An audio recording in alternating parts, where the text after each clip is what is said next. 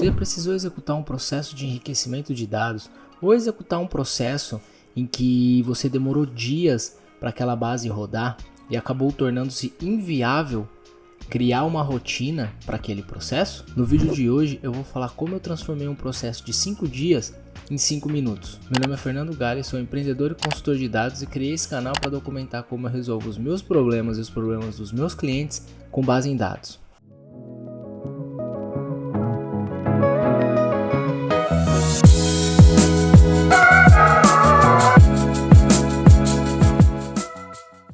Você já recebeu uma ligação de cobrança, falou que você não era aquela pessoa procurada e mesmo assim continuaram te ligando? Ou até mesmo você entrou com um processo em relação a uma cobrança indevida e persistiram as ligações? No vídeo de hoje eu vou mostrar para você o porquê isso acontece, como uma das instituições financeiras em que nós trabalhávamos resolveu esse problema e quais foram as dificuldades de implantar esse processo por parte da assessoria de cobrança. Eu vou apresentar para vocês a minha tela, mostrando um pouco mais de como é esse modelo, como que foi implantado e quais foram as dificuldades que nós passamos e como eu resolvi esse problema. Então vamos lá. O modelo do banco hoje, como que funciona, tá? A instituição financeira, ela tem um volume de clientes. Vamos imaginar que ela tenha 1 milhão de clientes, tá? Desse 1 milhão, um pequeno percentual é a carteira que fica devendo, ou seja, aqueles clientes que deixaram por algum motivo as suas dívidas numa situação de inadimplência. Então o banco pega essas carteiras, vamos dizer que 10% do banco, ou seja, 100 mil contratos, e ela distribui esse contrato de forma meritocrática, ou seja, ela pega algumas instituições que fazem parte do seu leque de atendimento, vamos dizer assim, e distribui esses clientes. Então o Fernando pode estar na assessoria A no começo do mês e depois, por algum motivo, caso a empresa não tenha conseguido recuperar, ele vai para B, depois ele vai para C, depois ele vai para E, e assim vai acontecendo uma transferência de cliente para várias assessorias durante um período relativamente curto de tempo. Por quê? Isso faz com que as assessorias de cobrança não fiquem com uma base estática e gere um processo meritocrático, ou seja, a empresa A às vezes tem um processo de localização, a B tem outro, e com isso faz com que equilibra-se a recuperação. Mas vendo que estava tendo muito problema, ou seja, a empresa A cobrou o Fernando ou ligou para o Fernando e o telefone não era do Fernando, depois quando foi para B aconteceu a mesma coisa e quando foi para C aconteceu a mesma coisa, o banco falou, bom, a partir de hoje eu preciso que vocês me retornem os status de finalização desses telefones para que eu possa montar uma base e entender como que funciona, como que está acontecendo isso e não perder as informações. Então imagine que o banco construiu um processo em que, se a empresa A já localizou, mas não recuperou o crédito, a B já estaria um passo à frente, ou seja, ela já saberia qual é o telefone daquele cliente e precisaria negociar de uma forma diferente que a empresa A. Caso ela encontrasse alguma outra informação ou algum outro telefone, passaria para C, para D e assim sucessivamente. Ou seja,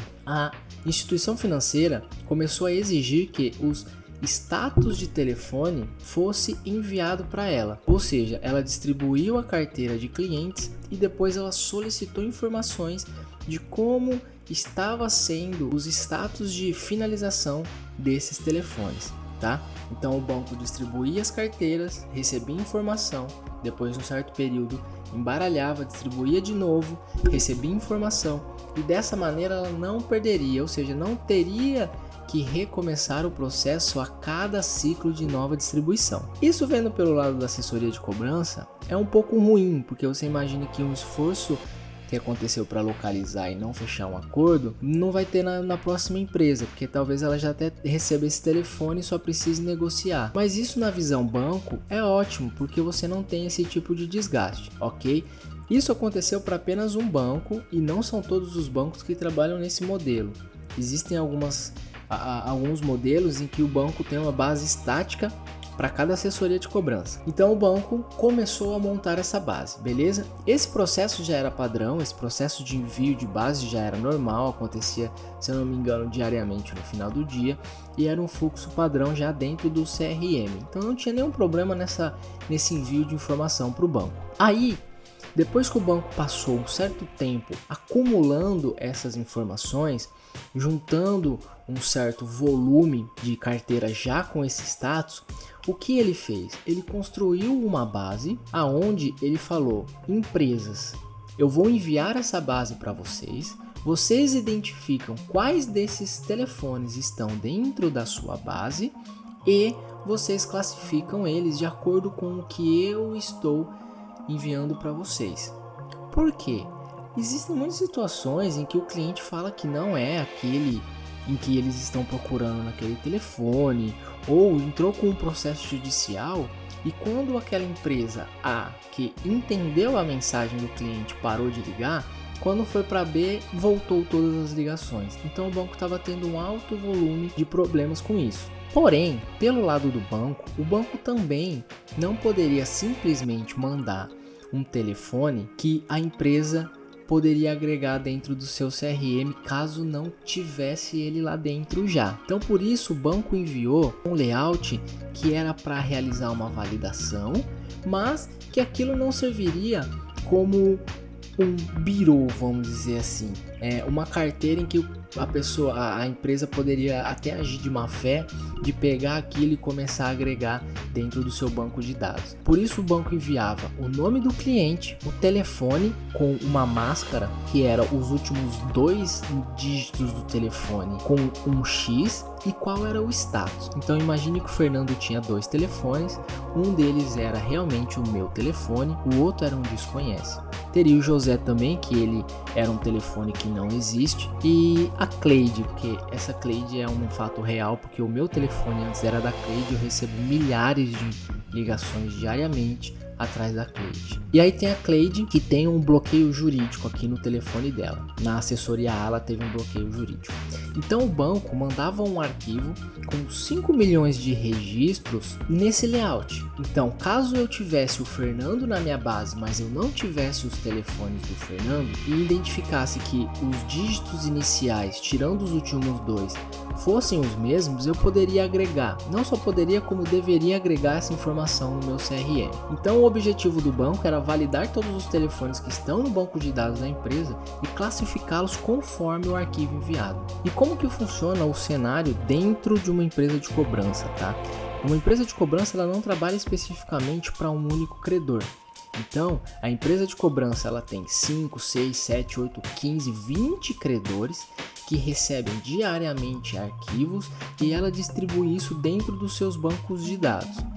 Então, não era aquele layout que o banco mandou, tá? Existe um layout próprio e esse layout é algo muito similar a esse. Vamos dizer que tem um ID do cliente, tem um DDD e um telefone. Então, se nós formos avaliar, num primeiro momento a gente já identifica que as bases elas são diferentes. Do lado esquerdo eu tenho um ID, eu tenho o DDD e tenho o telefone. E o banco me enviou o nome, o telefone com máscara e o status. Ou seja, eu preciso transformá-los isso de uma maneira em que eles conversem. Pelo que eu me recordo, a área de tecnologia da empresa criou um processo em que ela validava linha por linha. E o porquê isso acontece? Depende da linguagem de programação, você não tem área de manobra, você não consegue transformar o dado de uma maneira massiva, organizá-lo e depois tratar. Você precisa tratar meio que linha a linha e fazer uma análise que, para ser sincero, eu como não sou desenvolvedor, tenho uma certa dificuldade de entender como que esse processo até foi construído. Eu sei que para validar nós tínhamos em torno de 40 ou 50 milhões de telefones dentro da nossa base e o banco nos mandou 5 milhões. Imagine se você fosse olhar para cada linha que tem dentro do banco de dados 5 milhões de probabilidades e depois fazer isso na segunda, na terceira e na quarta. Por isso que eu tô falando, eu não sei como foi o modelo de tratativa e a linguagem que foi executada. Eu suponho que tenha sido SQL num padrão muito tradicional, por isso que chegou a demorar 5 dias para fazer essa análise. Mas como eu resolvi esse problema? Levando em conta que eu tinha uma máquina i7 simples, com 16 GB de RAM e um SSD de 256 GB é muito menor do que um servidor. Mas eu tinha uma ferramenta chamada Alteryx, que é uma ferramenta de análise de dados, que ela faz BI, ETL, faz muitos processos e possibilita você fazer uma cadeia inteira de processamento de dados. E com ela se tornou muito mais fácil de eu executar esse processo. Por quê? Eu acessava o banco de dados, extraía naquele modelo que estava dentro do banco, ou seja, ID, DDD e telefone, e preciso transformá-lo para o padrão que o banco mandou. Eu criei uma tabela e aonde eu tinha o ID cliente, DDD, telefone, que eram os meus dados principais no início do processo, agreguei o nome, que eu fiz uma relação entre tabelas, e criei um campo chamado FoneTrat. Ou seja, eu peguei, concatenei o DDD com o telefone e transformei os últimos 2 dígitos em X. Se você pensar em linguagem de programação para você fazer isso dentro de um SQL, é muito difícil. Eu acredito que você teria que criar uma tabela temporária, ou você criar um campo temporário, ou criar algum processo assim, e mesmo assim teria um alto nível de processamento dentro do banco de dados, concorrendo com processos de rotina e tudo mais. Como eu estava fora do CRM, eu peguei esses dados, processei e criei um Data Warehouse nesse layout. Então eu criei um banco muito similar com o que tinha dentro já do servidor, mas com um layout já necessário, ou seja, a minha informação ela tinha a visão do meu banco de dados e a visão do credor. Dessa maneira eu fiz com que o processo acontecesse padronizando as informações antes e depois relacionando-os. E como que foi esse relacionamento? Imagine que você tenha 2 bancos de dados e você coloca um input de um lado e o outro input do outro. Ou seja, de um lado entrou uma tabela que é a minha e do lado esquerdo entra uma tabela. Realmente eu coloquei esse símbolo assim, um quadradinho e left e right, porque o Alteryx ele tem um processamento que é muito low code, então é ícones que você vai arrastando e incluindo na tela e montando um fluxo que processa dados. Então lá tem um step, vamos dizer assim, em que você imputa os dados e fala quais são os campos da tabela que você quer que ele relacione.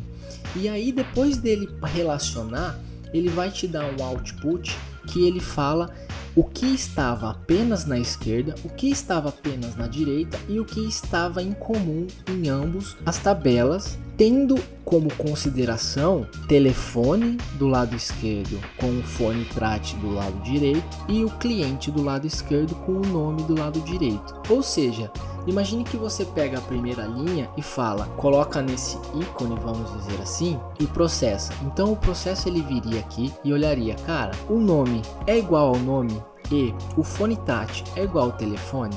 Se sim, ele vai pôr no meio. Se não, ele manda para a esquerda, ou se não, ele manda para a direita. Então, basicamente, o processo é ele pegar todas as linhas e comparar todas as linhas da esquerda com todas as linhas da direita e entender quem está em comum. Então, nesse caso, o que eu tive foi o José, ele está na esquerda e ele não está na direita, ou seja, o nome José não foi encontrado e o telefone não foi encontrado, tá bom? Tem uma condição que aqui, uma observação, que aqui é E, tá bom? Não é O. Então, se o telefone for igual ao fone tratado e cliente for igual a nome, ele passa. No caso do José, por exemplo, o nome é diferente, mas o telefone é igual. Por ser um E, ele não entendeu como sendo similar.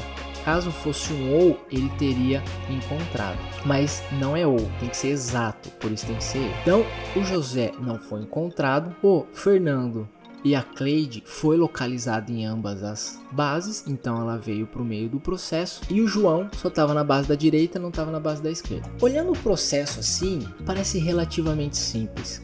Mas quando você leva isso para dentro de uma organização e às vezes você tem uma linguagem de programação que é o core da empresa e você tem mais ou menos aquela ideia de que se você tem um martelo, qualquer parafuso é prego, você tem uma certa dificuldade. Por isso é muito importante quando você for executar um processo, você precisa entender qual linguagem de programação você vai estar aplicando.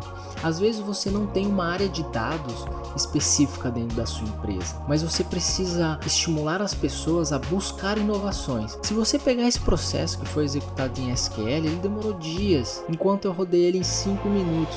Por quê? Eu extraí a informação do banco de dados, preparei as tabelas para corresponderem e depois eu fiz um processamento. Isso transformou realmente um processo de 5 dias em 5 minutos. Então, é muito importante você começar a entender quais são as linguagens de programação que podem resolver pequenos problemas e começar a estimular o seu time para procurar soluções que não sejam as padrões da empresa. É óbvio que você precisa tomar muito cuidado com não virar também algo que seja um circo. Existam milhares de coisas que não tenham nexo, mas os problemas graves, os processos graves, eles precisam começar a ser tratados de uma forma diferente, no detalhe. Então, se você tem algum problema de processamento de dados que está demorando dias e às vezes ele nem está se finalizando, procure entender um pouco mais como essas ferramentas tipo Alteryx,